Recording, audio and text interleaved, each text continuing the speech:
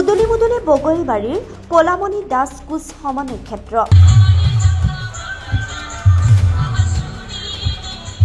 দুদিনীয়া কাৰ্যসূচীৰে আজিৰে পৰা আৰম্ভ হৈছে বিশ্ব মহাবীৰ চিলাৰায় দিৱস।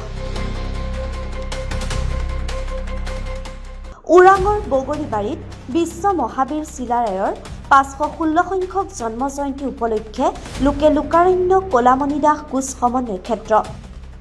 কোচ ৰাজবংশী জনগোষ্ঠীৰ পাতানি আনচাৰে সুসজ্জিত হৈ স্বগোষ্ঠীৰ 1000 যুৱতী মহিলাৰ কুশান নৃত্যই ৰাইজক আপ্লুত কৰে। আজিৰ প্ৰথম দিনৰ কাৰ্যসূচী মূলতোৰণ মূল মঞ্চ নামঘৰ প্ৰদৰ্শনী গৃহ উন্মোচন কৰাৰ পাছতেই আলোচনা সভা অনুষ্ঠিত হয়।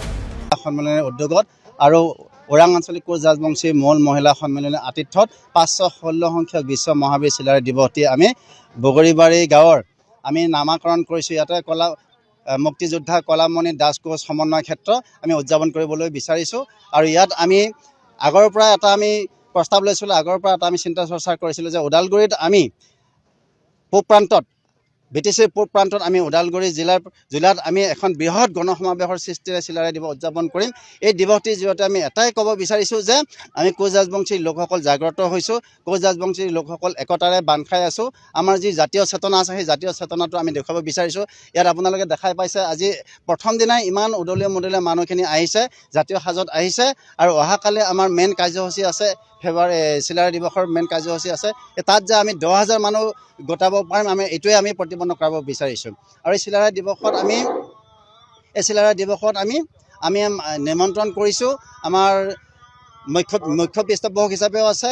আৰু আমি আমাৰ মাননীয় মুখ্য অতিথি হিচাপে নিমন্ত্ৰণ কৰিছোঁ আমাৰ 47 নম্বৰ মাজত বিধানসভা সমষ্টিৰ মাননীয় বিধায়ক চৰণ বড়ো ডাঙৰীয়া আৰু লগতে 5 নং চেৰফাং সমষ্টিৰ পাৰিষদ শ্যামচন্দ্ৰী ডাঙৰীয়া আৰু লগতে BTCৰ ডেপুটি চিফ ৰিয়ন দৈমাৰী ডাঙৰীয়া আৰু আমি আমাৰ ওচৰৰে আমাৰ সন্মানীয় অসম চৰকাৰ কেবিনেট মন্ত্ৰী ৰসুল সিংঘাল ডাঙৰীয়া তেখেতক আমি নিমন্ত্ৰণ জনাইছোঁ।